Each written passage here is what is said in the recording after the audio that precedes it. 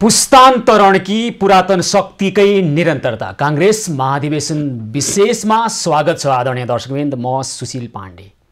नेपाली कांग्रेसले आफ्नो 14औं महाधिवेशन काठमाडौँमा गरिरहेको छ र आज नेतृत्व चयनको निमित्त उम्मेदवारी दर्ता प्रक्रिया भर्खरै सम्पन्न भएको छ।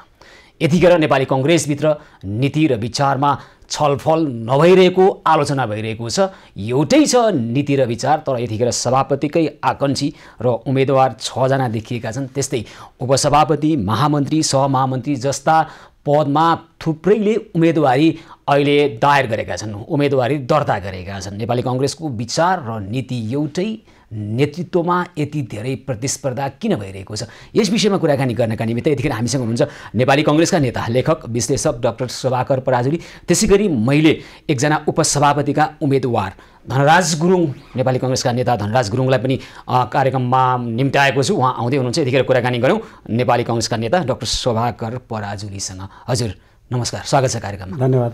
नीति एउटै छ, विचार एउटै छ हैन, तर नेतृत्वमा यति धेरै प्रतिस्पर्धाको कारण चाहिँ के होला?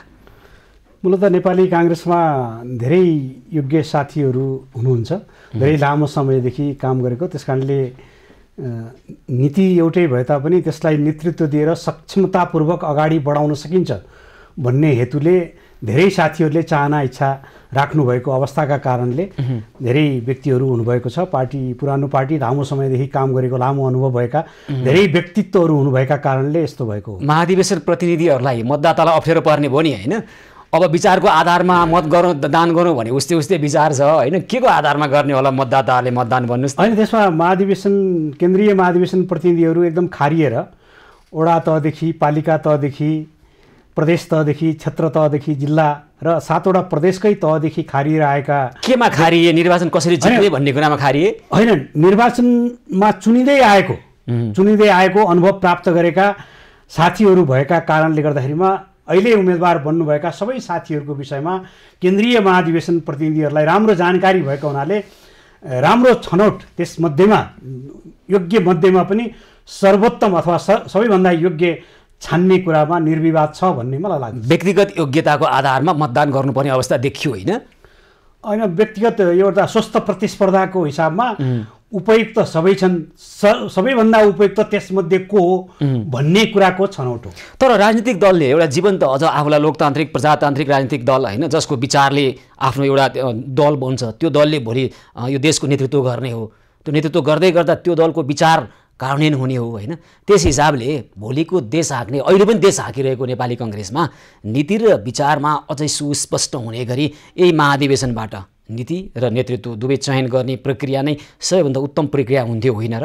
त्यो एकदमै हुन्थ्यो। त्यसमा अहिलेको केन्द्रीय नेतृत्व उदासीन भएका कारणले समयमा, यो चाहिँ 5.5 वर्षपछि पनि संवैधानिक कारणले गर्दा मात्रै अन्तिममा गर्नुपर्ने बाध्यतामा पुग्यो, अन्तिममा पुग्यो। त्यो चाहिँ अहिले मौजुदा केन्द्रीय नेतृत्वको उदासीनताका कारणले, ढिलासुस्तीका कारणले, व्यवस्थापकीय पक्ष अझ चुस्त दुरुस्त नभएका कारणले यो हुनु पुगेको हो। हुनु पर्थ्यो। तपाईँले भने जस्तै नीति कार्यक्रमहरू स्पष्ट, देशलाई राष्ट्रिय अन्तर्राष्ट्रिय रूपमा के नीति हुन्छ पार्टीको, अब कसरी हामीले यसलाई समय सापेक्ष रूपमा चाहिँ संशोधन गरेर अगाडि बढ्न सक्दछौँ, माग अनुसार अगाडि बढ्न सक्दछौँ, युवा पुस्तालाई कसरी आकर्षित गर्न सक्दछौँ भन्ने कुराहरू हुनु पर्थ्यो। तर ती सबै अभावका बावजुद त्यसलाई अब यो 14औं महाधिवेशनपछि लगत्तै नीति तथा कार्यक्रमका विषयमा छुट्टै चाहिँ अधिवेशनले छलफल गर्ने भनेर अहिले खास गरी यो चाहिँ चुनावी अधिवेशन सम्पन्न गर्नुपर्ने बाध्यात्मक अवस्था भएको हुनाले गरेको। यसमा मूलतः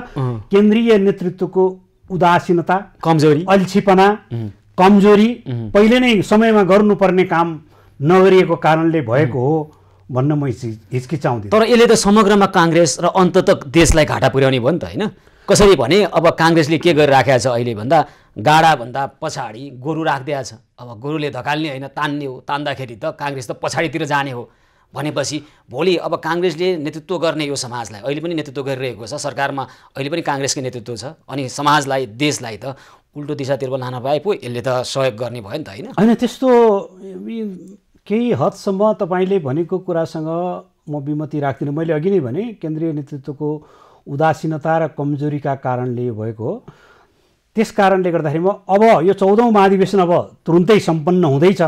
14औं महाधिवेशन सम्पन्न भइसक्नासाथ नयाँ नेतृत्वले, नवनिर्वाचित नेतृत्वले यी सबै कुरालाई सुधार गरेर स्पष्ट खाकाका साथ युवाहरू पनि नेतृत्व पङ्क्तिमा आउने सम्भावना प्रबल देखिएको छ। त्यसका आधारमा यी गल्तीहरू सुधार्दै अगाडि बढ्दछ भन्ने कुरा म विश्वस्त छु र विश्वास दिलाउन चाहन्छु। अब सभापतिकै उम्मेदवारमा आज शेरबहादुर देउवा, प्रकाशमान सिंह, डाक्टर शेखर कोइराला, विमलेन्द्र निधि, युवराज नौपाने, कल्याण गुरुङ गरेर 6 जनाले उम्मेदवारी दर्ता गराउनु भयो। अब सरसर्ती आकाङ्क्षीहरूको स्थिति हेर्दा अहिले पनि अब स्वस्थापन पछि अथवा हामीले पुरातन शक्ति भनेका छौँ, पुरानै शक्तिको निरन्तरता हुने देखियो काङ्ग्रेसमा। के तपाईँलाई के लाग्छ, त्योभन्दा के पुस्तान्तरण हुने अवस्था त्यस्तो के लाग्छ यहाँलाई? अब यस्तो छ, अहिलेको जुन तपाईँले भन्नुभयो नि, अहिलेको वर्तमान सभापति एवं प्रधानमन्त्रीजीको उम्मेदवारी परेको छ। त्यस कारणले अहिले वर्तमान उपसभापतिको पनि उम्मेदवारी परेको छ।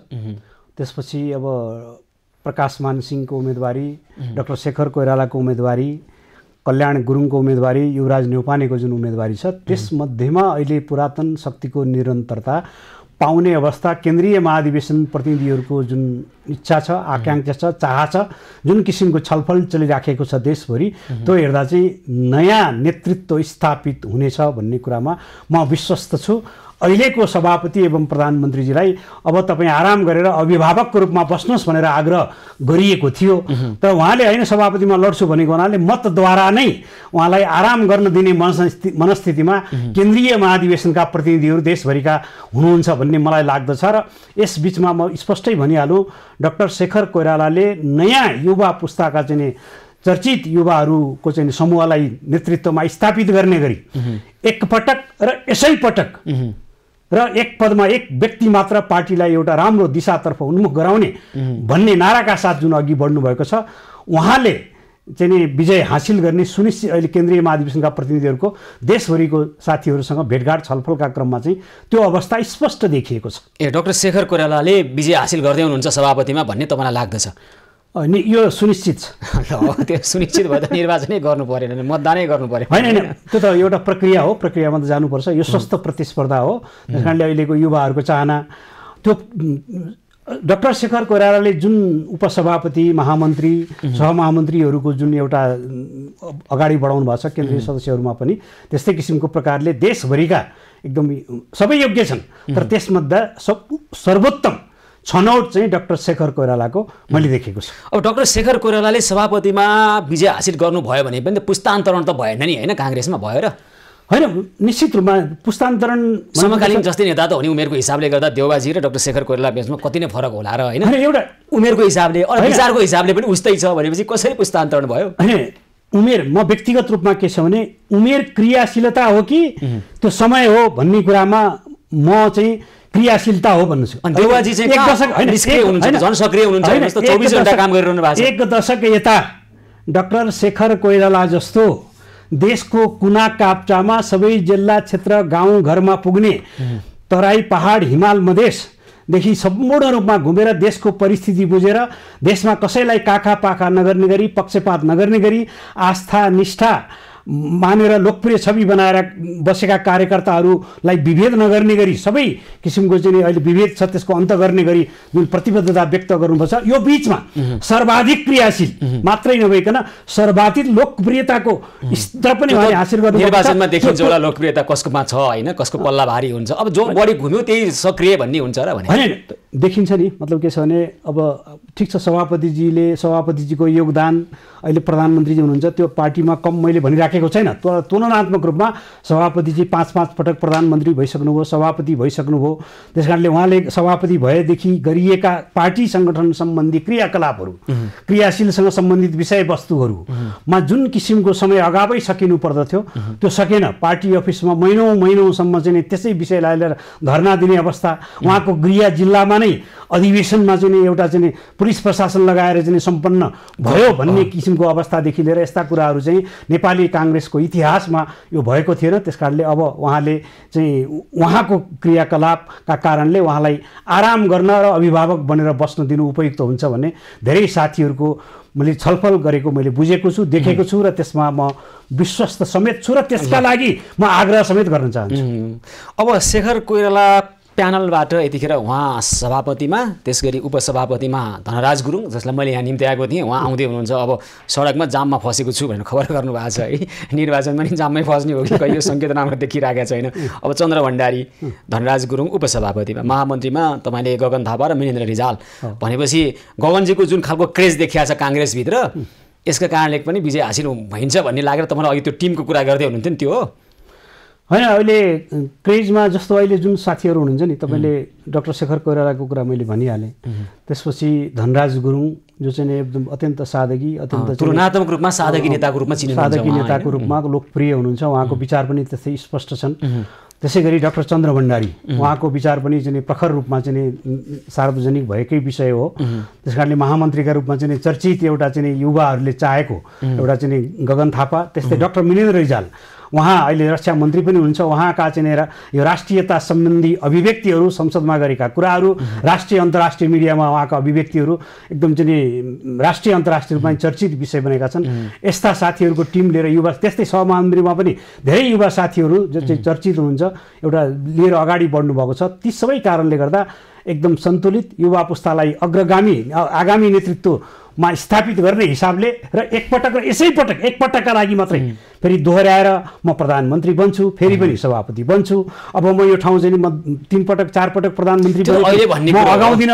यसअगाडि पनि देउबाजीले भने हो अब अन्तिम पटक हो। डाक्टर शेखर कोइरालाको अभिव्यक्ति करणी र कथनीमा फरक हुँदैन, किनभने उहाँको विगतमा गरेका उहाँका क्रियाकलापले पनि यो कुरा पुष्टि गरेको छ। अब दुईटा संस्थापन पछि र संस्थापन इतर देखियो अहिले होइन, दुई खेमाना देखियो। संस्थापन इतर भनिएका तपाईँले भने त देउबाजीलाई अहिले आराम गर्न दिने, निर्वाचनबाट त्यो मौका दिने हो भने त संस्थापन इतरले एउटै मात्रै उम्मेदवार तय गरिहाल्थे नि। यस हिसाबले सरसर्ती हेर्दा नै हामी भन्न सक्छौँ यतिखेर शेरबहादुर देउबाजीको निर्वाचन सुनिश्चित छ। त्यो भोटले त्यही भन्छ, अङ्कगणितले त्यही भन्छ होइन भने होइन। शेरबहादुर देउबाजी सभापति, वरिष्ठ नेता र उपसभापति विमलेन्द्र निधिको उम्मेदवारी छ सभापतिमा हो त। उहाँहरू दुवैजना त एकै ठाउँमा हुनुहुन्थ्यो नि। त्यसकारणले सभापति सिटौलाजी जानु भएको छ नि त उता, कृष्णप्रसाद सिटौलाजीको उतापट्टि अब समर्थन कृष्णप्रसाद सिटौलाजी पहिला पनि उतै हुनुहुन्थ्यो र त्यति बेला गगन थापा पनि कृष्ण सिटौलाजीसँग हुनुहुन्थ्यो। त्यसकारणले कृष्ण सिटौलाजी पहिला पनि विमलेन्द्र निधिले भोट काटेका कारणले तपाईँहरूले जित्नुहुन्छ अथवा जित्छन् भने अहिले केन्द्रीय महाधिवेशन प्रतिनिधिमा जो साथीहरू आउनु भएको छ त्यो केन्द्रीय महाधिवेशन क्षेत्रीय अधिवेशन हुँदा जो केन्द्रीय महाधिवेशन प्रतिनिधिमा आउनु भएको छ शेरबहादुर देउबाकै पक्षबाट हुन्छ नि जिल्ला स्तरमा उहाँबाट आए तापनि ती धेरै युवा साथीहरूसँग मेरो अन्तर्क्रिया भएको छ। उहाँहरूको धारणा के छ भने पार्टीको सुदूर भविष्यका लागि हामी शेरबहादुर देउबाको पक्षबाट केन्द्रीय महाधिवेशन प्रतिनिधिमा आए तापनि हामी युवाहरूले राजनीति गर्नको लागि, राष्ट्रको लागि, जनताको लागि, लोकतन्त्रको लागि र पार्टीको लागि चाहिँ नि शेरबहादुर देउबा दाई भन्दा शेखर दाई चाहिँ उपयुक्त हुनुहुन्छ। त्यसकारणले पार्टी सभापतिका लागि शेखर दाईको पक्षमा चाहिँ नि धेरै किसिमको चाहिँ माहौल सिर्जना भएको छ र त्यो अहिले त्यो तथ्याङ्क भन्ने पनि सभापति र उपसभापति उहाँहरू दुवैजना उम्मेदवार हुनुहुन्छ संस्थापन पक्षबाट। त्यो एउटा तथ्याङ्क। कृष्ण सिटौलाजी उतै हुनुहुन्थ्यो, त्यसमा गगन थापा यता आउनुभएको छ। पहिला पनि गगन थापा उता हुनुहुन्थ्यो कृष्ण सिटौलापट्टि। त्यो तथ्याङ्कले पनि स्पष्ट शेखर कोइरालाको पक्षमा बहुमत देखिएको छ भने त्यसमा पनि शेरबहादुर देउबाजीको पक्षबाट जो वर्तमान सभापति हुनुहुन्छ उहाँको पक्षबाट आएका महाधिवेशन युवा जो राजनीतिक भविष्य छ भन्ने ठान्दछन्। ती युवाहरूले गोप्य मतदानद्वारा शेखर कोइरालालाई जिताउनुपर्छ भन्ने कुराको चाहिँ नि उद्घोष गरेको त्यस्तो छलफल मैले धेरै पाएको छ र धेरै जिल्लाका साथीहरूमा तपाईँहरू मत माग्न जाँदा त्यही भन्दै होला नि त। भन्न त अब कहाँ मत दिन्न तपाईँहरू जानुहोस् त कहाँ। तपाईँहरू अहिले सुन्नुहोस् न प्रतिनिधिहरू बसेका होटल कुदिरहनु भएको छ के अरे होइन। मैले तथ्याङ्कको कुरा गरेँ नि। एकजना महामन्त्रीलाई फोन गर्दाखेरि आउनुहोस् त कुराकानी गरौँ भन्दाखेरि उहाँले होइन म त होटल गइरहेको छु ढोका ढोक गर्दै कहाँ अब हुन्छ अहिले भनेपछि जाँदाखेरि त तपाईँलाई यही भनिदिइहाल्नुहुन्छ नि। मत माग्दाखेरि सबैलाई हुन्छ हामी दिन्छौँ त भनिहाल्छ नि। स्वाभाविक यही आधारमा जितिन्छ भनेर तपाईँहरू मनको लड्डु घिउसेर खाएर बस्नु भएको। तथ्यगत रूपमा के छ भने अहिलेको सभापतिजी सभापति भइसकेपछि विधानत गर्नुपर्ने क्रियाकलापहरू ओझेलमा परे। विधानको कार्यान्वयनप्रति उहाँको उदासीनता रह्यो। त्यसकारणले समयमा गर्नुपर्ने कुनै कामहरू पनि भएनन्। समयमा विधानले तोकेका कुनै कामहरू गर्न सकिएन।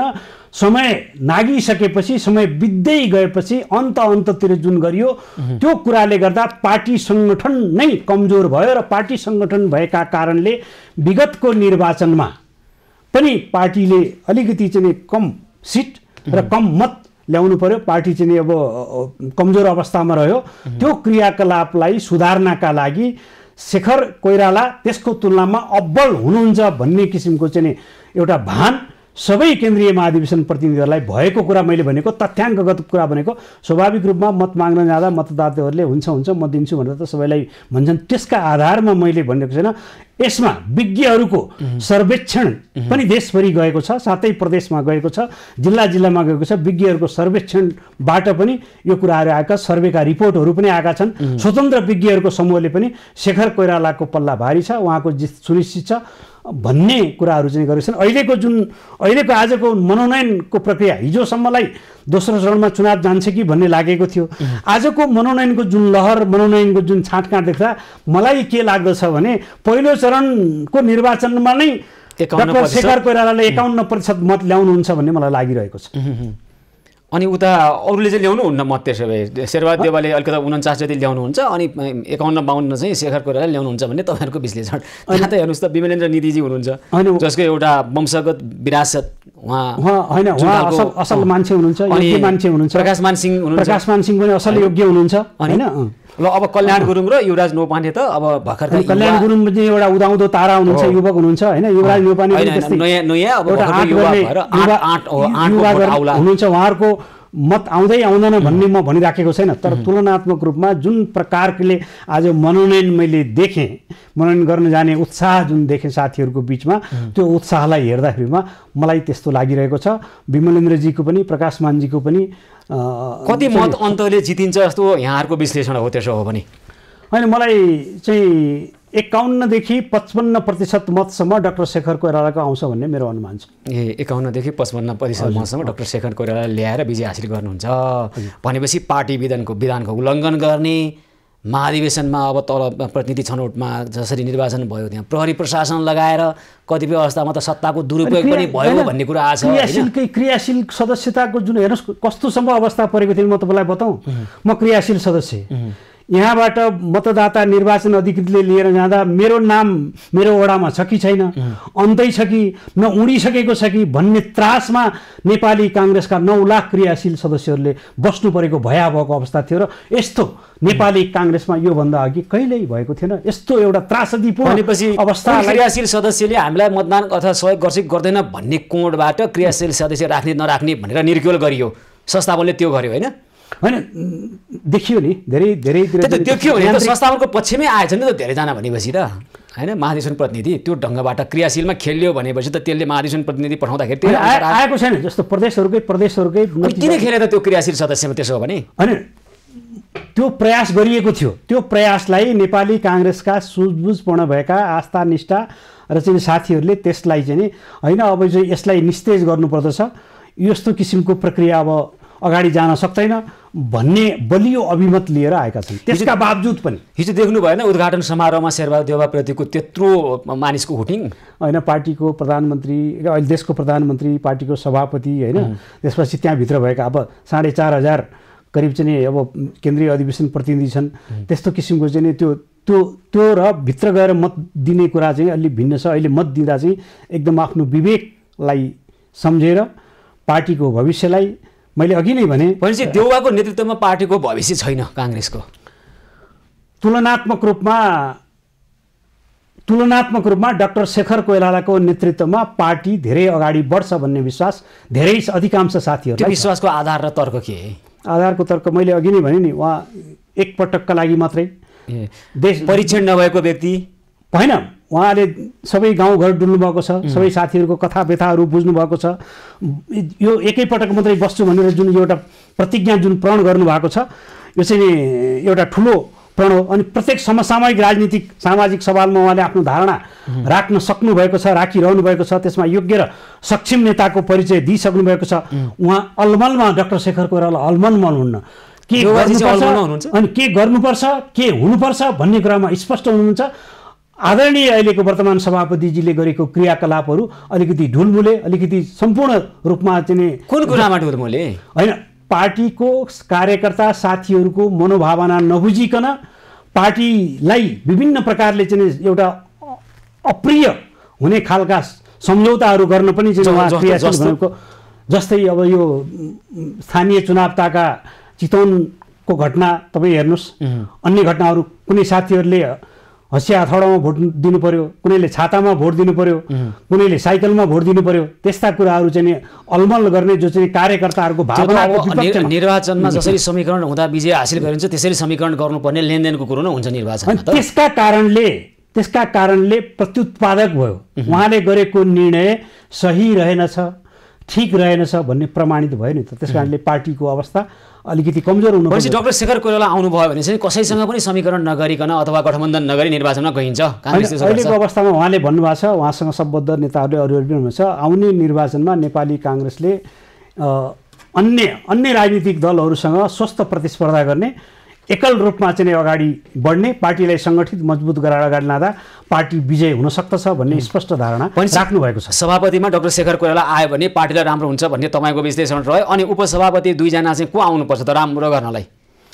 होइन, उपसभापति दुईजना त मैले धनराज गुरुङ, डाक्टर चन्द्र भण्डारी उहाँहरूको र दुईजना महामन्त्री पनि गगन थापा, डाक्टर वीरेन्द्र रिजाल पनि उहाँहरूको यो उहाँहरूले जुन उम्मेदवारी दिनुभएको छ प्यानलबाट बाहिर कोही मान्छे नै योग्य छैनन्।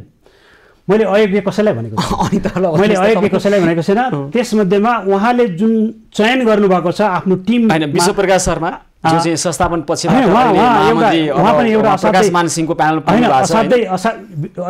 मैले एकदम राम्रो मान्छे हो विश्वप्रकाश शर्मा, प्रवक्ता, अहिले पार्टीको प्रवक्ता हुनुहुन्छ। प्रदीप पौडेल बल्ल युवा हुनुहुन्छ। होइन, उहाँ पनि राम्रो हुनुहुन्छ। प्रदीप पौडेल, विश्वप्रकाश शर्मा, मैले प्रकाश शरण महोदय अब होइन कसैको विषयमा पनि मैले उहाँ नराम्रो हुनुहुन्छ भनेन कि तुलनात्मक रूपमा डाक्टर शेखर कोइरालाले जुन युवा साथीहरूलाई अगाडि बढाउनु पर्छ, नयाँ पुस्तालाई वर्तमान राजनीतिक प्रणाली र नेपाली कांग्रेसप्रति आकर्षित गर्दै सक्रिय रूपमा सहभागी गराई नेतृत्व विकास गर्ने जुन किसिमको एउटा टिम दिनुभएको छ, त्यसका कारणले उहाँको टिम बलियो छ भनेको हो। अन्य सबै साथीहरूलाई मैले अयोग्य हुनुहुन्छ भन्ने शब्द मैले प्रयोग गरेको छैन। अब चन्द्र भण्डारी र धनराज गुरुङ उपसभापतिमा तपाईँ पनि शेखर कोइराला प्यानलकै पर्नुभएछ, हामीले विश्लेषक भएर निम्ताको ठिकै छ, केही छैन होइन। अब यहाँ उपसभापतिमा पूर्णबहादुर खड्का, विजय गच्छेदार हुनुहुन्छ, उता महेश आचार्यले पनि उम्मेदवारी दिनुभएको छ, सुजाता कोइराला होइन। अब चन्द्र भण्डारी र धनराज गुरुङको त तपाईँले नै भनिहाल्नुभयो, दिव्यश्री शाह भनेपछि उपसभापतिमा नि भनेपछि सम्पूर्ण रूपमा शेखर कोइराला विजय भयो भने चाहिँ कांग्रेसले ठुलो चमत्कार गर्छ।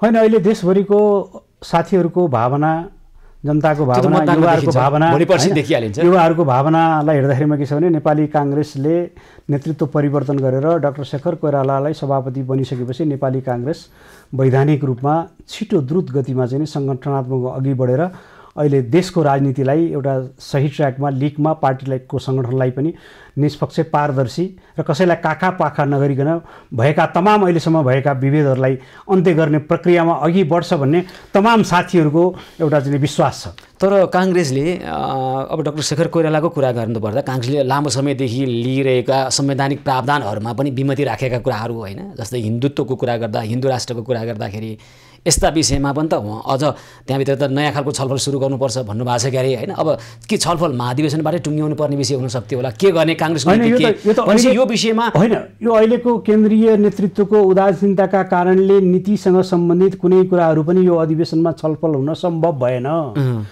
यो डाक्टर शेखर कोइरालाको कमजोरीको कारणले भएको होइन।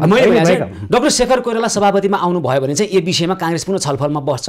अब हिन्दू राष्ट्र गर्ने कि धर्मनिरपेक्ष गर्ने कि भन्ने कुरामा होइन, पार्टीको नीतिसँग सम्बन्धित विषयमा बृहत छलफल गर्दछ।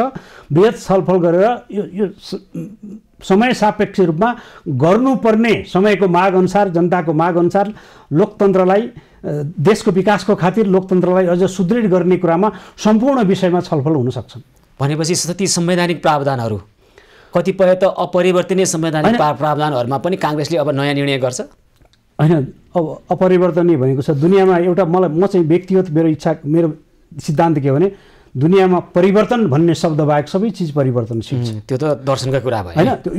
मलाई लागेको राजनीतिक विश्वास गरेन, बहुदलीय व्यवस्थामा निर्दलीय पनि हुनसक्छ भन्ने त लेख्दैन नि। होइन, त्यस्तो हुँदैन। जस्तो अहिले लोकतन्त्रको मूल्य, मान्यता, आदर्श र यसको विश्वव्यापी सार्वभौम परिभाषा अथवा शक्ति पृथकीकरणको सिद्धान्तका आधारमा यावत विषयमा छलफल हुन सक्दछन्। कुनै पनि दस्तावेज शाश्वत सत्य हुँदैन। त्यसकारणले समय सापेक्ष सबै कुराले चाहिँ संशोधन मागिरहेको हुन्छ। त्यस विषयमा नेपाली काङ्ग्रेस एउटा उदार प्रगतिशील अग्रगामी राजनीतिक दल भएको हुनाले प्रत्येक विषयमा छलफल हुन सक्दछ, तर लोकतन्त्रको मूल्य मान्यता आदर्शको परिधिभित्र रहेर। डाक्टर शेखर कोइराला मानिलिउँ सभापति हुनुभयो भने मतदाताहरू अथवा अहिले प्रतिनिधिहरू त्यो उसमा विश्वस्त हुनुहुन्छ? जस्तै अब धर्मनिरपेक्षताको बारेमा काङ्ग्रेसले नयाँ धारणा सार्वजनिक गर्छ अथवा नयाँ मार्ग लिएला अथवा संहिताकै विषयमा विविध खालका कुरा अहिलेकै संविधान कार्यान्वयन गर्दै देखिएका कुनै पनि विषयमा कन्भिन्सिङ अथवा कन्भिन्स गर्ने हिसाबले, चित्त बुझाउने हिसाबले अगाडि बढ्ने विषय हो। तपाईँले भने जस्तै अहिले त यो संविधान अनुसार नै अगाडि बढ्नुपर्छ। संविधान त एकपटक संशोधन भयो नि, होइन? फेरि अब संविधान संशोधन हुनुपर्छ। काङ्ग्रेसले अब यो जुन यी विषयहरूमा जुन खालको धारणा राखेर आएको थियो, अब यसमा उसको अलिक फरक हुनसक्छ, मतभेद हुनसक्छ कि यही धारणालाई अङ्गीकार गरेर जान्छ भन्ने कुरामा चाहिँ मेरो प्रश्न होइन। काङ्ग्रेसको जडसूत्रवादी होइन, जडसूत्रवादी होइन, तर संविधानले अङ्गीकार गरेका कुरामा नि काङ्ग्रेसले यसमा नै विचार गर्छ। अब होइन, संविधानले अङ्गीकार गरेका कुराहरूलाई समय सापेक्ष रूपमा अझ लोकतन्त्रको विकल्प, अझ सुदृढ लोकतन्त्र हो भन्ने सिद्धान्तका आधारमा संविधानले अङ्गीकार गरेका विषयमा अझ राम्रो हुन सक्दछ भन्ने कुरामा त काङ्ग्रेस सधैँ अगाडि बढिरहन्छ।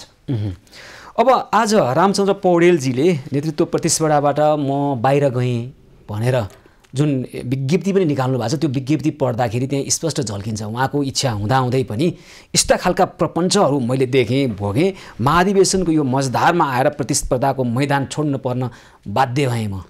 होइन, उहाँ एउटा कुरा भएको थियो, अब रामचन्द्र पौडेललाई नै होइन मैले सम्बन्धमा जोडेको छु। उहाँको व्यक्तिगत कुरा भन्दा पनि काङ्ग्रेसभित्र कस्तो संस्कार छ? हिजो गणेशमानजी चित्त दुखाउँदै निस्किनु पर्ने, किशुनजी चित्त दुखाउँदै निस्किनु पर्ने काङ्ग्रेसबाट, अहिले पालो रामचन्द्रजीको। त्यो कुरामा आफ्नै दलभित्र सामाजिक न्याय स्थापना गर्न नसक्ने दलले अन्त्य राज्यमा अथवा समाजमा अथवा राष्ट्रमा कस्तो सामाजिक न्यायको स्थापना गर्न? आज रामचन्द्र पौडेलको पालो, भोलि कसको पालो आउला? यो के कारणले भयो भन्ने कुरा पनि विश्लेषणको जरुरी छ। जस्तै आयो संस्थापन इतर पक्षको साझा एउटा उम्मेदवार बनोस् भन्ने चाहना प्रयासहरू नभएको होइन। अन्तिममा डाक्टर शशाङ्क कोइराला, रामचन्द्र पौडेल, डाक्टर शेखर कोइराला, प्रकाश मानसिंह, चारजनाको अहिले धेरैजना हुनुहुन्थ्यो, त्यसमा चारजना अहिले थिग्रिनु भयो। थिग्रिसकेपछि अन्ततगता डाक्टर शशाङ्कले भन्नुभयो कि म रामचन्द्र पौडेलका लागि म चाहिँ ब्याक हुन सक्छु भन्नुभयो। होइन, रामचन्द्र पौडेलले के भन्नु भने प्रकाश मानसिंह र डाक्टर शेखर कोइराला मिल्दा मेरो पनि आपत्ति छैन भन्नुभयो। त्यसपछि प्रकाशमान सिंह उम्मेदवारको लागि अगाडि बढ्नुभयो र डाक्टर शेखर कोइरालाले हिजो हामी सबै तमाम साथीहरूका बिचमा भन्नुभयो कि यदि रामचन्द्र पौडेललाई सभापतिको उम्मेदवार बनाउने हो भने म बाधक बन्दिनँ, साझा उम्मेदवार बनाउने हो भनेर रामचन्द्र पौडेललाई उहाँले समर्थन गर्न सक्छु भन्ने किसिमको आशय सार्वजनिक गर्नुभयो। हामीसँग पनि कुराकानीहरू भए। अनि त्यसपछि अन्ततगत प्रकाश मानसिंहले होइन म त सभापतिको लागि अगाडि बढिसकेँ, म नोमिनेसन गर्छु, म चाहिँ रामचन्द्र पौडेलको लागि पनि अब उहाँले प्रतिस्पर्धा गरे ठिकै छ, नत्र म प्रतिस्पर्धामा जान्छु भनिसकेपछि रामचन्द्र पौडेलले चाहिँ होइन ठिकै छ म चाहिँ अब उम्मेदवारबाट अलग रहन्छु भन्ने किसिमको चाहिँ कुराहरू आएको कारण चाहिँ त्यो कारण डाक्टर शेखर कोइराला होइन भन्नु होइन। उहाँहरूले आकाङ्क्षा छोड्नु भएन, उहाँको आकाङ्क्षा थियो नि एकपटक उमेरको हिसाबले पनि मलाई एक्चुअली सभापतिको उम्मेदवार बनाइदिनुहोस् भनेर आग्रह गर्नुभएको थियो। होइन अनुरोध गरे प्रकाशमान सिंहले म अगाडि बढिसकेको छु, खालि त्याग चाहिँ मैले मात्रै गर्नुपर्ने, गणेशमानजीले त्याग गर्नुपर्ने, गणेशमानजीको परिवारले मात्रै त्याग गर्नुपर्ने, म चाहिँ अगाडि बढिसकेको छु, म चाहिँ अब पछाडि हट्दिनँ भन्नुभएपछि अनि रामचन्द्र दाइले ल ठिकै छ त त्यसो भए तपाईँहरू गर्नुहोस् भनेर चाहिँ भन्नुभयो। उहाँले आज चित्त दुखाउँदै जे भन्नुभएको छ नि, बिपी गणेशमान किशुनजीले जुन आदर्श र मूल्यको लागि जीवनभर लड्नुभयो त्यो पार्टीभित्र, त्यो जीवनभर लडेको त्यो निरर्थक हुन लाग्यो भन्नुभएको छ। यो त केवल संस्थापन पक्षलाई मात्रै इङ्गित गरे होइन, यो त संस्थापन इतरमा पनि जुन खालको प्रपञ्च देखियो उम्मेदवारीका निमित्त त्यसलाई पनि उहाँले सङ्केत गर्नुभयो। उहाँको कुरा चाहिँ गम्भीर छ, यो कुरालाई चाहिँ आगामी दिनमा नदोहोरिने गरी गर्नुपर्छ। त्यस कारणले उहाँले यो नोमिनेसन गरिसकेपछि डाक्टर शेखर कोइराला लगायतका पदाधिकारीहरू गएर चाहिँ उहाँलाई भेटेर उहाँको आशीर्वाद लिनुभएको छ। रामचन्द्र पौडेललाई यो कुरा राम्ररी थाहा छ। होइन यसले त उहाँले अब मैले व्यक्तिको कुरा मात्रै गरिराखेँ होइन त, यसले समग्र कङ्ग्रेस चाहिँ कस्तो बन्दै गइरहेको रहेछ। तपाईँले अघि भन्नुभयो नि शेरबहादुर देउवाको नेतृत्वको संस्थापनमा विचलन आयो, यो भयो त्यो भयो भन्दै गर्दा संस्थापन पक्ष इतर पनि त यस्तै हो त, एउटै ड्याङमा फलेका दुईटा मुलाना हुन्। अब 14औं महाधिवेशनको सुरक्षित अवतरणपछि नयाँ नेतृत्व आइसकेपछि यी यावत कुराहरूलाई लिएर अब आगामी दिनमा यस्ता कुराहरू नदोहोरिने सुनिश्चितताका साथ अगाडि बढ्ने दायित्व नयाँ नेतृत्वलाई जान्छ। नयाँ नेतृत्वले यो कुरा गर्नुपर्छ। यो दायित्व निर्वाह गर्छ भन्ने आधार त अहिले देखिन्छ नि, सङ्केत देखिन्छ नि त, त्यो त देखिरहेको छैन। उस्तै छ, के फरक छ? शेखर कोइरालाले त भन्नुभएको थियो नि, रामचन्द्रका लागि हुन्छ भने ठिक छ म मान्छु भनेर उहाँले सार्वजनिक रूपमा पनि साथीहरूसँग पनि भन्नुभएकै हो। त्यही त, उहाँले छोडेको भए, रामचन्द्र पौडेल अगाडि सारेको भए प्रकाश मानजी उम्मेदवार बन्न पाउनुहुन्थ्यो, विमलेन्द्रजी बन्न सक्नुहुन्थ्यो, रामचन्द्रजीले त प्रतिस्पर्धा गर्न पाउनुहुन्थ्यो नि त। तर त्यो पनि अवसर दिएन उहाँलाई। अनि अवसर नदिने भन्दा नि अब यो सबै उसमा चाहिँ रामचन्द्र पौडेलले अब के सोच्नुभयो, होइन अब तपाईँहरू लड्नुहोस् भन्ने कुरा सोच्नुभयो। अब प्रकाश मान सहृदयतापूर्वक होइन, चित्त दुखाएर, मन दुखेको छ भनेर भन्नुभएको छ, ठेस लागेको छ भन्नुभएको छ। अहिले पार्टी संसदीय सत्ताको अथवा पार्टी सत्ताको भर्याङमा, पार्टी नेपाली कङ्ग्रेस सत्ताको भर्याङमा मात्रै सीमित भएको छ भनेर उहाँले विज्ञप्ति नै लेखेर जारी गर्नुभएको छ। होइन, संसदीय विचलनबाट हात लागेको अहिलेको सत्तामा जसरी रमाइरहेको छ नि, त्यो कुरा त सबैतिर अहिलेको नेतृत्वको क्रियाकलापले त्यो देखिएको छ। अब आगामी नेतृत्वले यस्ता कुराहरूमा ध्यान दिएर, उहाँको कुरालाई ध्यान दिएर यो यस्ता कुराहरू नदोहोरिने गरी अगाडि बढ्नु पर्दछ भन्ने मेरो सुझाव छ। होइन, पार्टीको नेतृत्वमा त शेखर कोइराला चाहिँ पार्टीको सत्तामा त उहाँ त हुनुहुन्थ्यो नि, होइन? पार्टीको सत्तामा त उहाँ हुँदाखेरि आफ्नो जुन अवस्थामा हुनुहुन्थ्यो शेखर कोइरालाले यसका लागि पूर्ण रूपमा प्रयास पनि गर्नुभएको थियो, उहाँको सदाशयता पनि थियो, यसमा उहाँको कुनै दोष छैन। तर रामचन्द्र पौडेलजीको जुन विज्ञप्ति, प्रेस विज्ञप्ति आयो, यसले त शङ्का त सबैतिर, प्रश्न त धेरैतिर उठाएको छ, समग्र काङ्ग्रेसमा उठाएको छ। तपाईँले संस्थापन पक्षलाई औँला उठाउँदै गर्दाखेरि अर्को 4वटा औँला त संस्थापन इत्तरतिर पनि फर्किया छ नि त, छैन? होइन, मैले भने नि यसमा मैले शेखर कोइरालाको दोष देखेको छैन। शेखर कोइरालाको सदाशयता नै थियो आदरणीय नेता रामचन्द्र पौडेलका प्रति। शेखर कोइरालाको दोष भनिन, मैले समग्र संस्थापन इतरको संस्कार र संस्कृति त्यसैले पनि त के फरक छ? त्यसैले गर्दा जसको सदाशयता थियो, जो उदार थियो, जो रामचन्द्र पौडेललाई सभापति मान्न तयार थियो, त्यसैले यी सबै कारणले गर्दा पनि डाक्टर शेखर कोइराला प्रतिको आकर्षण देशभरिका साथीहरूको चाहिँ बढेको छ भन्ने कुरा मैले भन्न खोजेको हो। ल भने अब मानिलिउँ, अब नेतृत्वमा त यो प्रतिस्पर्धा हुन्छ, मतदाताले जे निर्णय गर्छन् त्यो देखिन्छ, परिणाम आउँछ, अनि त्यस पछाडिको काङ्ग्रेस चाहिँ प्रश्न यहाँनिर के कस्तो कसरी व्हाट नेक्स्ट, त्यही हो। अब त्यसपछिको काङ्ग्रेस चाहिँ अहिले देखिएको काङ्ग्रेसले गरेको कमी कमजोरीहरू, त्रुटिहरू अब आउने नेतृत्वले सम्पूर्ण रूपमा अक्षरशः विधानको पालना गर्ने, विधानमा केही त्रुटिहरू छन् भने त्यसलाई वैधानिक रूपमा नै संशोधन गर्दै अगाडि बढ्ने, ती सबै कुराहरू विधान विपरीत चाहिँ बैठकहरू नगर्ने, जस्तो अहिले धेरैजसो बैठकहरू यो अहिलेको नेतृत्वमा चाहिँ विधान विपरीत गरिएको छ। पदाधिकारी र पूर्व पदाधिकारी भन्ने नेपाली काङ्ग्रेसको विधानमा कहीँ कतै छैन। केन्द्रीय कार्य समितिको बैठक नबसिकन पदाधिकारी र पूर्व पदाधिकारीको अवैध बैठक जो चाहिँ विधानमा लेखिएको छैन, त्यस्ता बैठकहरूले निर्णयहरू गरे। यहाँसम्म कि महासमितिले गरेको निर्णय केन्द्रीय कार्य समितिको बहुमतको आधारमा त्यसलाई चाहिँ विभेद गर्ने किसिमले चाहिँ निर्णय गरियो। त्यो के भने एउटा केन्द्रीय नेतृत्व पनि कस्तो विभेदकारी एउटा प्रावधान छ नेपाली काङ्ग्रेसको विधानमा, त्यसलाई तोड्न जरुरी छ। के थियो भने केन्द्रीय समितिमा रहेका सदस्यहरू स्वतः महाधिवेशन प्रतिनिधि हुने भनेपछि केन्द्रीय समितिमा जो मानिसहरू रहनु भएको थियो स्वतः महाधिवेशन प्रतिनिधि भएपछि उहाँले सभापति लड्छु भन्न पनि पाउने, उपसभापति, महामन्त्री, सहमहामन्त्री अथवा केन्द्रीय समितिमा लड्छु भन्न पाउने। तर अन्य त्यस केन्द्रीय समितिदेखि बाहेकका मानिसहरूले चाहिँ तलबाट लड्दै आउनुपर्ने जुन विभेदपूर्ण चाहिँ व्यवस्था विधानमा थियो त्यसलाई महासमितिले चाहिँ सच्याएको थियो। र शेरबहादुरजी र वरिष्ठ नेता रामचन्द्र पौडेलले दुवैले हात उठाएर लो यो हामी पास गराउँछौँ भनेर प्रतिबद्धता पनि गर्नुभएको थियो। तर केन्द्रीय कार्य समितिको बैठकमा बहुमतका आधारमा वर्तमान सभापतिजीले त्यसलाई चाहिँ कार्यान्वयन हुन दिनु भएन र केन्द्रीय समितिका जुन सदस्यहरू स्वतः नै महाधिवेशन प्रतिनिधि रहने किसिमको विभेदपूर्ण व्यवस्थाहरू अब आउने चाहिँ नेतृत्वले यो हटाउँदै लाग्नुपर्छ। यस्ता किसिमका महाधिवेशन प्रतिनिधि बन्नलाई 15-20 लाख खर्च गर्नुपर्ने होइन अधिकांशले। अब जिल्लामा अहिले अध्यक्ष अथवा सभापति बन्नका निमित्त 2-4 करोडै खर्च गरे भन्ने कुरो आइरहेछ नेपाली काङ्ग्रेसको। यो विकृति हो, यो विकृति पार्टीको आन्तरिक होइन आन्तरिक निर्वाचनमा यस्तो किसिमको चाहिँ बाह्य निर्वाचन पनि मिलेन नि। समग्र निर्वाचनमा चाहिँ निर्वाचन आचार संहिता विपरीत पनि भइरहेका छन्, त्यो कुरा म मान्छु, तपाईँले भनेको कुरा सत्य हो। पार्टीभित्रको यस्तो किसिमको आन्तरिक प्रतिस्पर्धा, यस्तो किसिमको चाहिँ यो अस्वस्थ प्रतिस्पर्धा हुनु चाहिँ चिन्ताको विषय हो। यसलाई चाहिँ सुधार गर्दै जानुपर्छ। सुधार गर्न सकिएन भने यो चाहिँ संस्थापन इतर पनि त यही प्रतिस्पर्धाबाट आएको त हो नि। होइन, यो एक्सन भएपछि रिएक्सन हुन्छ, त्यो स्वाभाविक हो। त्यस कारणले भोलि आफू संस्थापन हुँदा नि यसलाई निरन्तरता दिनुपर्छ, किनभने अहिलेको संरचना यही छ, पद्धति र संस्कारै यही विकसित भइसक्यो। दिनु हुँदैन, यसलाई सुधार गर्नुपर्दछ। त्यो सुधार गरिएन भने पार्टीको सङ्गठनात्मक संरचना र पार्टीका आस्था निष्ठा बोकेका गरिब तबकाका लोकप्रिय तर स्वस्थ छवि बनाएका राम्रा जो चाहिँ राजनीतिलाई सेवा हो भन्ने भावनाले लागेका मानिसहरू चाहिँ ओझेलमा पर्छन्। यसलाई चाहिँ यो अविलम्ब नयाँ नेतृत्वले सुधार गर्दै यी विकृतिहरू हटाउनु पर्दछ भन्ने म होइन। काङ्ग्रेस त आफ्नो विकृतिमा डुबेर के होस् सकियोस् कि के होस् आम जनतालाई धेरै सरकारको विषय भएन। काङ्ग्रेसले सँगसँगै देश पनि सकाउने भयो कि तपाईको दल हार्दै गर्दा देश र जनता नै हार्ने हो कि? किनभने एउटा राजनीतिक दलले भोलि त्यो राष्ट्रलाई समाजलाई अथवा देशलाई नेतृत्व गर्ने हो, अनि आफ्नो यो विकृति सहितको राजनीतिक दलले आम जनता अथवा आम राष्ट्रको विकृति चाहिँ कसरी असाध्यै राम्रो कुरो हो। लोकतन्त्रको पर्यायको रूपमा अहिलेसम्म प्रमाणित रहेको एकमात्र राजनीतिक दलको रूपमा नेपाली काङ्ग्रेस देखिएको छ।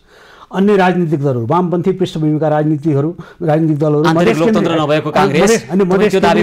मधेस केन्द्रित राजनीतिक दलहरूको चाहिँ छिन्न भिन्न टुटफुट झगडा भइरहेको अवस्थामा चाहिँ यसको विभाजनले, यसको विकृतिले राष्ट्रलाई पनि असर गर्दछ, लोकतन्त्रलाई पनि असर गर्दछ, राष्ट्रको विकासलाई पनि असर गर्दछ भन्ने कुरा अब आउने नेतृत्वले मध्यनजर राखेर यसमा गम्भीरतापूर्वक अगाडि बढेर त्यसै अनुसार आफूलाई सुधारेर देशको लोकतन्त्रलाई, देशलाई, जनतालाई हित हुने गरी अगाडि बढ्नुपर्ने अहम कर्तव्य दायित्वबोध सम्झेर अगाडि बढ्नु पर्दछ भन्ने तपाईको एउटा सन्देश, एउटा जिम्मेवारी छ। दलभित्रै आन्तरिक लोकतन्त्र छैन, महिला सहभागिताका कुरा ठुल्ठुलो हुन्छ। अब यहाँ सभापतिमा न एकजना महिलाले हिम्मत गर्नुभएको छ, न उपसभापतिमा त दिव्यश्री शाह आउनु भएको छ के अरे, महामन्त्रीमा त्यसै गरी सहमहामन्त्रीमा।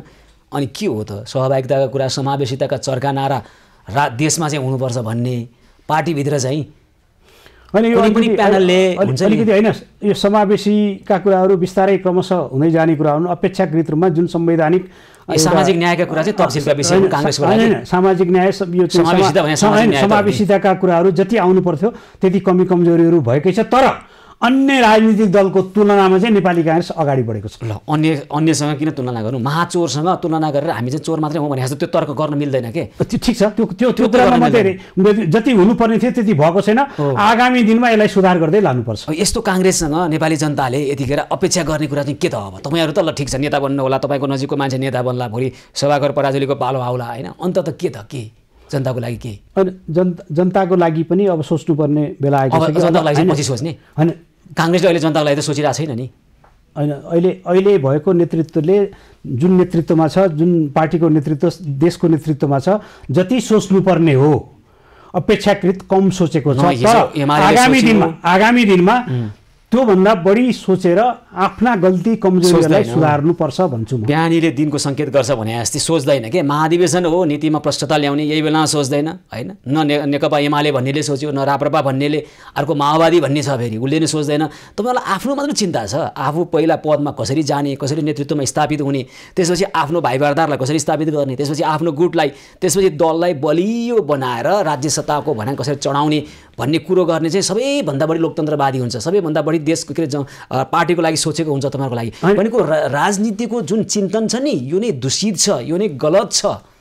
अनि तपाईँको कुरासँग म धेरै विमति राख्दिनँ। यो कुराहरू बिग्रिएको छ, भत्केको छ, राम्रो हुन सकेको छैन, यो कुरा सत्य हो।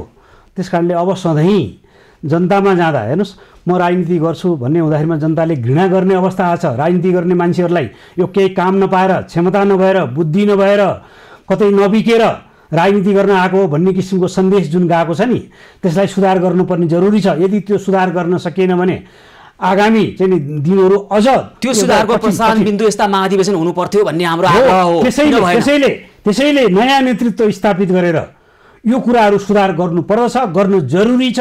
त्यसका लागि नै डाक्टर शेखर कोइरालाको नेतृत्व आवश्यक यो छ। त मत माग्ने एउटा बहाना मात्रै भयो भने यो त मत माग्ने एउटा बहाना हो, कुनै कारण नपाएर यो सधैँ बहानाबाजीले चल्दैन, गरिराख्नु भएको छ त। सधैँ बहाना मैले भने चाहिँ शेरबहादुर देउवाको सट्टामा डाक्टर शेखर कोइराला आउँदैमा नेपाली काङ्ग्रेसले राष्ट्र र जनताको लागि के गर्छ त, के छ त यसको भिन्न तरिका, कार्यशैली, विचार, दृष्टिकोण भन्ने कुरो थाहा पाउनुपर्ने अहिले हो नि त। त्यही आधारमा प्रतिनिधिहरूले, महाधिवेशन प्रतिनिधिहरूले मतदान गर्न पाउनुपर्ने हो नि त शेखर कोइरालालाई। त्यो अवसर त छैन अहिले पनि। म भन्छु आउने बित्तिकै विधानत सबैलाई आश्वस्त गराएर त्यस अनुसारको कार्यान्वयन गर्ने कुरा अविलम्ब सुरु गर्नुपर्दछ, ताकि उहाँले भनेका बोलेका कुराहरू कार्यान्वयन हुन्छन् है भन्ने विश्वास दिलाउन जरुरी छ। त्यस कारणले त्यो अनुसार अगाडि बढ्नु पर्दछ र त्यस अनुसार त्यसैले त म दोहोऱ्याएर हुन्छु, म अरू पटक पनि हुन्छु, अरूलाई गर्छु भनेर डाक्टर शेखर कोइराला एकपटक हुन्छु र यसै पटक हुन्छु भनेर उहाँले एउटा इतिहास निर्माण गर्ने, पार्टीलाई सही ट्र्याकमा ल्याउने, पार्टीको माध्यमबाट, पार्टीको नेतृत्वको माध्यमबाट देशका यावत समस्याहरूलाई पनि त्यही किसिमले अगाडि लैजानु पर्दछ भन्ने अभियानमा उहाँ लाग्नुभएको हुनाले र धेरै युवाहरूको साथ उहाँलाई प्राप्त भएको हुनाले त्यसअनुसार आखिर आशा भरोसा त गर्नु पर्यो नि। ठिकै छ, उहाँले गर्नु भएन भने आशा गरौँ, भर नपरौँ काङ्ग्रेसबाट आम जनताले चाहिँ, होइन होइन यो नेतृत्व परिवर्तन गरेपछि तपाईँलाई म भन्छु, हेर्नुहोस् यो 2-3 महिनाभित्रमा नै होइन, नेपाली काङ्ग्रेसमा वास्तवमा नेतृत्व परिवर्तन गएपछि अब देशलाई पनि नेतृत्व दिएर यसले एउटा राम्रोसँग काम गर्दछ भन्ने सन्देश जान्छ भन्ने मलाई लाग्दछ। र यो उम्मेदवारहरूको यो हेर्दाखेरि परिदृश्य हेर्दाखेरि नेतृत्व परिवर्तन नहुनेतर्फ धेरै सङ्केत गरिराखेको छ। यसले पुरातन शक्तिकै निरन्तरता हुनेवाला छ। नेतृत्व परिवर्तन भए पनि पुस्तान्तरण हुने अवस्था देखिएन, होइन। नेपाली काङ्ग्रेसभित्र उमेरको कारणले पनि, विचारको कारणले पनि र भइहालेछ नेतृत्व परिवर्तन भने पनि खै त अब नेपाली काङ्ग्रेसको यो हो नि त नयाँ मार्ग, यसरी जान्छौँ नि त हामी, छिटोभन्दा छिटो समाजवाद भन्नुभएको छ, के हो त्यो समाजवाद प्रस्ट्याउनु पर्ला, होइन। अब काङ्ग्रेसभित्रै सुन्नुहोस् न, अब अहिले प्रजातान्त्रिक समाजवाद बिपीले भन्नुभयो, अहिले फेरि अब सामाजिक लोकतन्त्रका कुराहरू पनि आइरहेका छन् क्यारे, होइन। सोसल डेमोक्रेसीका कुराहरू पनि गगनजीले अस्ति बहस छेड्नु भएको छ क्यारे। यसमा चाहिँ शेखर कोइरालाको के हो धारणा, उहाँ आउनुभयो भने के हुन्छ, तपाईँहरू प्रजातान्त्रिक समाजवाद छाडेर त्यही सामाजिक लोकतन्त्रतर्फ जान चाहेको हो कि, यस्ता कुराहरूमा प्रष्टता त हुनु पर्थ्यो नि। मतदाताले के आधारमा, कसले राम्रोसँग नमस्कार गर्यो, कसले झुकेर नमस्कार गर्यो भन्ने आधारमा मत हाल्ने त। अब अहिले त नेतृत्व परिवर्तनका लागि र युवाहरूको सहभागिताका लागि गर्ने नै हो, गर्छन् नै। त्यसपछि लगत्तै यो निर्वाचन अधिवेशन, यसलाई निर्वाचन अधिवेशन नै मानिएको छ।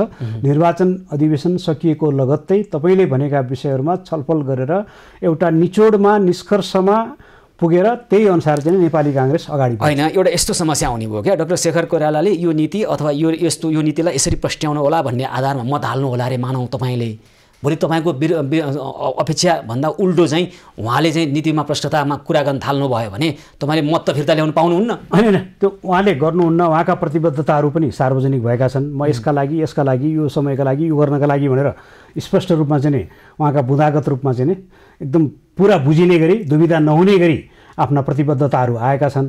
त्यसै अनुसार अगाडि बढेर चाहिँ नेपाली काङ्ग्रेसलाई, राष्ट्रलाई उहाँले डोर्याउनुहुन्छ र त्यसमा साथ दिने, सामूहिक नेतृत्वको आधारमा चाहिँ साथ दिने युवा शक्तिहरू प्रचुर मात्रामा चाहिँ योग्य व्यक्तिहरू भएका कारणले गर्दा हामी आशावादी भएर अगाडि बढ्नुपर्छ। मतदाताले धोका पाउँदैन, देशले धोका पाउँदैन, देशले हार्दैन।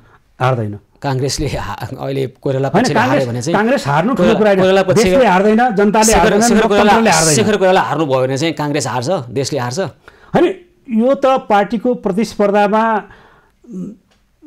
उहाँले हार्ने कल्पना म गर्न सक्दिनँ। आफ्नो पार्टी विधान राम्रोसँग कार्यान्वयन नगर्ने, आफू अनुकूल स्वइच्छाले स्वेच्छाचारिता ढङ्गबाट चलाउने देउबाजी, अनि उहाँले संविधानको कार्यान्वयन कसरी गर्नुहोला, उहाँले देश कसरी चलाउनु होला, उहाँले सामाजिक न्यायको स्थापना रामचन्द्र पौडेलजी चित्त दुखाएर अहिले घरमा बस्नु भएको छ, कसरी गर्नुहोला भन्ने प्रश्न त मात्र उहाँको मात्रै प्रश्न होइन नि त। उहाँले देश हाँक्दै गर्दा त्यही कार्यशैली त्यहाँले लगाउने होला, होइन। अनि यो अलिकति अहिले यो केही समय चाहिँ सङ्क्रमणकालीन छ। नेपाली काङ्ग्रेस ठुलो दल त होइन नि।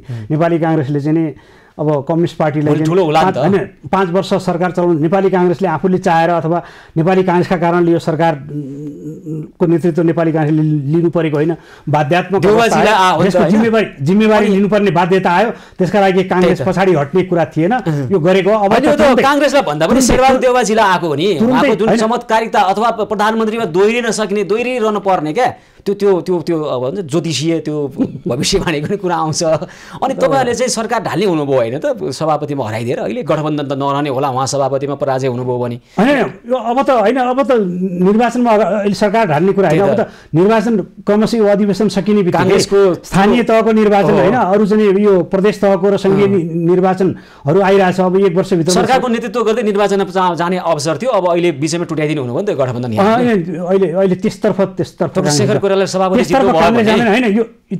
काङ्ग्रेस जाँदैन, सरकारको परिवर्तनको विषय पनि होइन।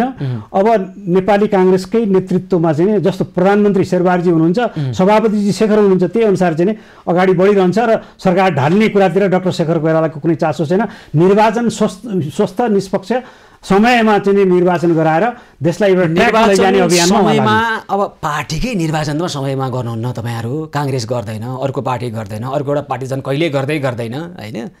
अब देशको निर्वाचन त तपाईँहरूलाई सकेसम्म लम्ब्याउने हो, बाध्यताले अन्तिमतिर गर्ने हो। लम्ब्याउनु पनि हुँदैन भने त सबैलाई थाहा छ, तर गर्ने त त्यही हो नि त। त्यो हुन्छ पार्टीको। अब अहिले 3 तहको निर्वाचन त यो ढङ्गबाट हुने छाडै छैन। हामी साह्रै निराशावादी कुरा नगरौँ होइन, बाहना धेरै छ नि त हामीसँग त। अब ओमिक्रिन नामको नयाँ भेरिएन्ट आछ, अहिले पो ठुलो जुलुस सभा सम्मेलन भइरहेछ, भोलि त निर्वाचनको लागि त त्यो एउटा बाहना बन्न सक्छ। होइन बाहना होइन, यो एउटा जीवनमा के छ भने मानवीय मूल्य सबैभन्दा महत्त्वपूर्ण कुरा हो। तर मानवीय मूल्यका नाउँमा चाहिँ त्यसैलाई बाहना बनाएर कुनै नभए पनि कपोलकल्पित बाहना बनाएर भ्रममा सिर्जना गर्ने, जनतालाई राष्ट्रलाई छल्ने ढाँट्ने काम चाहिँ गर्नु हुँदैन नै। ल अब यतिखेर हेर्नुहोस् त 62-63को आन्दोलन यता जुन अपेक्षासहित जुन राजनीतिक व्यवस्थाको हामीले तपाईँहरूले विशेष गरी राजनीतिक दलहरूले परिकल्पना गरेर अहिले हामी अभ्यास गरिरहेका छौँ। यतिखेर आउँदा जनता चरम, अहिले तपाईँले भन्दै हुनुहुन्थ्यो नि नेताप्रतिको वितृष्णा, राजनीतिप्रतिको वितृष्णा, यो अरू कसैले गरेर भएन, यो यहाँहरू जस्तै महोदयहरूले गरेर भयो नि। त्यो कमी कमजोरीहरू भएका छन्, धेरै कमी कमजोरी भन्दा पनि सिधै कतिपय अवस्थामा त अपराधै गरे हो कि जस्तो, राजनीतिक अपराध भन्छौँ हामी त्यसलाई। जानी गर्नुपर्ने काम नगर्नुपर्ने काम गर्ने राजनीतिक अपराध भएको छ होइन। अब यतिखेर त्यस विषयमा चाहिँ हाम्रो अपेक्षा, जनताको आग्रह, हाम्रा दर्शकको आग्रह भनेको नेकपा एमाले त्यसमै समीक्षा गर्नुपर्थ्यो, निर्मम समीक्षा हुनुपर्थ्यो, आत्मालोचना हुनुपर्थ्यो र हामी सच्याउँछौँ भन्नुपर्थ्यो। केही बोलेन। हजारौँ लाखौँ मानिसहरू गएर ताली पड्काएर आए। हामी त यहाँबाट उहाँहरूलाई लाज लाग्दैन भनेर सोध्छौँ, चित्त दुखाए पनि। त्यसमा बाध्य बनाउनु पर्थ्यो नेकपा एमालेलाई। अब नेपाल राप्रपासँग त त्यति धेरै अपेक्षा तपाईँले गर्नुहुन्न, कुरा छोडिदिउँ, तपाईँलाई नसोध्नु त्यो कुरो त।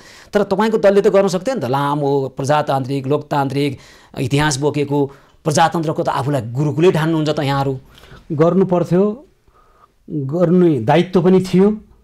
फेरि म दोहोऱ्याएर भन्छु कि अहिलेको केन्द्रीय नेतृत्वको उदासीनता, अल्छीपना, कमजोरी, वैधानिक विधानलाई पालना गर्न नचाहने, महासमितिले पास गरेका कुराहरू उल्ट्याउने, समय बितेपछि विभिन्न हेर्नुहोस् यति लाजलाग्दो कुरा छ कि समय बितिसकेपछि अस्ति 1-1.5 महिना 2 महिना अगाडिसम्म पनि विभागका प्रमुखहरूले ब्याकडेटमा चिठी दिन्थे, यो विभागमा यो सदस्य भइस फलानु यस्तो भनेर। त्यस्ता किसिमका चाहिँ अस्वस्थ क्रियाको ब्याकडेटमा चिठी दिन्थे।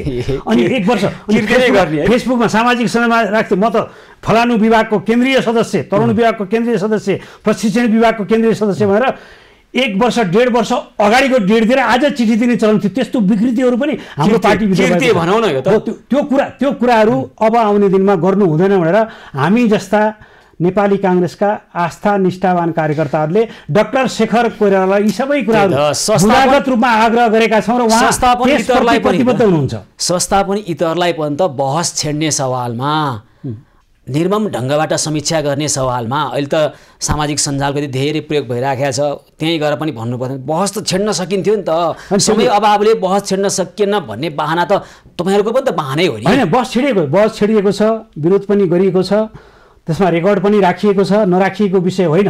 तर के छ भने अहिले अधिवेशन गर्नु, अब अधिवेशनसम्म पर्खौँ, अधिवेशनले एउटा चाहिँ सुरक्षित अवतरण गरेर अगाडि बढेपछि त्यसपछिको दिनहरू चाहिँ नेपाली काङ्ग्रेसका लागि मात्रै होइन, राष्ट्र जनता लोकतन्त्रका लागि चाहिँ सुखद हुन्छन्। अन्य राजनीतिक दलहरूले पनि यसको सिको गर्नुपर्छ। यावत कमजोरीहरू छन्, तपाईँसँग म धेरै विमति राखिरहेको छैन, गल्ती भएको छैन, मैले भनिराखेको छैन, तर आगामी दिनमा यस्तै गल्ती गर्दै जाने हो भने जनता सामु मुख देखाउन लायक राजनीतिक दलसँग सम्बद्ध चाहिँ एउटा नेता कार्यकर्ताहरू चाहिँ जनतासँग जान लाज लाग्नुपर्ने अवस्था आउँछ। त्यस्तो नहुन दिनका लागि आइसक्यो। त्यस्तो नहुन दिनका लागि पनि हामी सच्चिन जरुरी छ, हामीले गल्ती सच्याउन जरुरी छ। नसच्याइकन जनतामा जान सक्ने सम्भावना छैन। अब तपाईँको उपसभापति धनराज गुरुङजी जाममा फस्नु भएको थियो, अहिलेसम्म आइपुग्नु भएन। उहाँसँग नि मेरा थुप्रै प्रश्न थिए, हुन त धेरै तपाईँले नै भनिसक्नुभयो, तपाईँ उहाँकै पक्षमा पर्नु भएछ, हामीले यो अब संयोगवश पर्नु भएछ होइन, ठिकै छ। अब यतिखेर तपाईँले भने जस्तो नसच्चिने भए के हामीले हाम्रा यो प्रश्नको कसी काङ्ग्रेसलाई यो काङ्ग्रेस सिद्धियोस् नासियोस् भनेर सोध्या होइन, हिजो एमालेलाई त्यो भनेर सोध्या होइन, राप्रपालाई सोध्या होइन। तपाईँको यति राम्रो कुरा छ नि छ, अब के यसैबाट छान्ने हो, यसैबाट लिने हो। तपाईँले भनेको कुरा ठिक हो। जनतामा वितृष्णा भइसकेका छ, निराशा भइसकेका छ, आजित भइसकेका छन्, कसले के गर्ला र भन्ने किसिमको भइसकेका छ। तर यसैबाट आशा गर्ने त हो नि। तर हेर्नुहोस् न, नेताहरू जो कार्यकर्ताबाट मात्रै घेरिएका छन्, उनीहरूलाई सच्चिय भन्ने हो। अब के गर्नु, अब के सुन्दैन भन्नु त। ती नेताहरू कार्यकर्ताबाट घेरिएका छन्, बाहिरी घेरामा, त्यो भित्री घेरामा आफ्नै ज्वाइँ भान्जा होइन यस्तैबाट घेरिएका छन्, छोरी ज्वाइँ भान्जा जेठान यस्तैबाट घेरिएका छन् होइन। अनि त्योभन्दा माथि मै नै सबैभन्दा ठुलो हो, चन्द्रमाले पृथ्वीलाई घुम्न छोडिसक्यो, चन्द्रमाले मेरै टाउको वरिपरि घुम्न थाल्यो अस्तिबाट भन्ने मनोभावना लिएर बसेका छन् गजदम्म भएर। अनि त्यस्ता नेताबाट के को लोकतन्त्रको अपेक्षा गर्ने, के को जनताको लागि केही गर्लान् भनेर अपेक्षा गर्ने भन्नुहोस् त। यिनीहरूलाई यस्तै हामीले एउटा पहरेदारीको रूपमा त तपाईँहरूले पहरेदारी गरेर यस्तै पहरेदारी गरेर यिनीहरूलाई सच्याउने हो। यिनीहरूलाई तिमीहरू ठिक छैनौ भने पाखा लाग, ठिक मात्रै आओ, बेठिक काम नगर भनिरहने हो। आखिर यही त गर्ने हो, अरू के गर्न सकिन्छ। तपाईँको चिन्ता जुन छ नि, म तपाईँको चिन्तासँग धेरै म टाढा भागिरहेको छैन, मैले होइन भनिरहेको छैन। तर आशा गर्ने त राजनीतिक दलसँगै हो नि, राजनीतिक दलले नै राम्रो नेता र लोकप्रिय नेता छान्नुपर्ने हो नि। प्रजातन्त्रको नाममा तपाईँकै दलभित्र पनि बिपीकै शब्दमा प्रजातन्त्र भन्ने ठालुतन्त्रको अभ्यास गर्ने अहिलेबाट होइन, धेरै पहिलादेखि नै हो। छ कार्यकर्ताको नमस्तेसम्म नफर्काउने छ, नेताहरूलाई तपाईँलाई भोट हाल्न बाध्य हुनुहुन्छ। हो, त्यो भएको छ होइन, त्यो भएको छ। तर अब जनतालाई रैती ठान्नेहरू अहिले पनि छन् काङ्ग्रेसमा, हो छन्। अब त्यो दिन आउनु हुँदैन, त्यो दिन सच्चिनु पर्दछ भनेर देशका तमाम युवा साथीहरू लागिरहेका छन्। अहिले युवाहरूको लहर हेर्नुहोस्, युवाहरूको चाहिँ उम्मेदवारी हेर्नुहोस्, केही फरक छैन नि। युवा पनि देखिया छ, युवाको नि खुट्टी राम्रैसँग नाडी छामेका छौँ हामीले। कुनै आग्रह पूर्वाग्रह राखेर भने आएन, फेरि युवा नि मजाले देखिया छ। दाइको दौराको फेर समातेर पार्टीको सत्तामा स्थापित हुने ठुलो जुन आकाङ्क्षा देखाएका छौँ नि, त्यो राष्ट्र र जनताका निमित्त होइन, आफ्नै राजनीतिक जागिरका निमित्त हो। त्यो भन्ने गरेका छौँ हामीले युवालाई। युवाबाट पनि त्यति धेरै अपेक्षा नगरौँ। के हो फेरि युवा भने तपाईँले भनेका कुराहरू उनीहरूको क्रियाकलापबाट जुन विश्लेषण गर्नुभएको छ त्यो ठिकै हो। तर के छ भने अब त गर्नु पर्यो। अब कोसँग गर्ने त? राजनीतिक दलसँगै हो, जनताले विकल्प खोज्छन् नि, न तपाईँले भनेर हुन्छ न मैले भनेर हुन्छ, जनताले भन्लान् नि। जनताले भन्लान् ठालुतन्त्रको अन्त्य र लोकतन्त्रको नाममा लुटतन्त्रको अन्त्य कसरी गर्ने। हामीले कसैसँग पूर्वाग्रह राखेर भने होइन भाइ, सच्योस् भन्ने आग्रहसहित भने राम्रो आग्रह तपाईँ हुन्छ। ल, नेपाली काङ्ग्रेसले चाहिँ आफूलाई पुष्टि गरेर देखाओस्, राष्ट्र जनताकै पक्षमा राजनीति गरिरहेका छौँ र भविष्यमा पनि गर्छौँ भनेर देखाओस्। महाधिवेशनबाट त्यो पुष्टि होस्, शुभेच्छा छ। समय दिनुभयो यहाँलाई धेरै धेरै धन्यवाद। यो अवसर दिनुभयो यहाँलाई पनि धेरै धेरै धन्यवाद। हस्। पुस्तान्तरणकी पुरातन शक्तिकै निरन्तरता, काङ्ग्रेस महाधिवेशन विशेषमा आज हामीले कुराकानी गऱ्यौँ नेपाली काङ्ग्रेसका नेता लेखक विश्लेषक डाक्टर शोभाकर पराजुलीसँग। मैले शेखर कोइरालाको प्यानलबाट उपसभापतिमा उम्मेदवार दिनुभएका धनराज गुरुङलाई पनि कार्यक्रममा निम्ताएको थिएँ। हाम्रो यो प्रत्यक्ष प्रसारणमा उहाँ सडक जाममा फँसेका कारणले आउन सक्नुभएको छैन, अहिलेसम्म आइपुग्नु भएको छैन र आज हामीले डाक्टर शोभाकर पराजुलीसँग कुराकानी गऱ्यौँ र निरन्तर रूपमा हामी पुस्तान्तरणकी पुरातन शक्तिकै निरन्तरता यो कार्यक्रम यो श्रृङ्खलालाई निरन्तरता दिइ नै रहनेछौँ। अहिलेलाई भने म सुशील पाण्डे लगायत सम्पूर्ण टिमलाई बिदा दिनुहोस्। यहाँहरू भने खबरभित्रको खबरको लागि हेर्दै गर्नुहोला एबी न्युज खबर। हस्त नमस्कार। कांग्रेसको पुस्तान्तरणकी पुरातन शक्तिको निरन्तरता, नेपाली कांग्रेसको 14औं राष्ट्रिय महाधिवेशन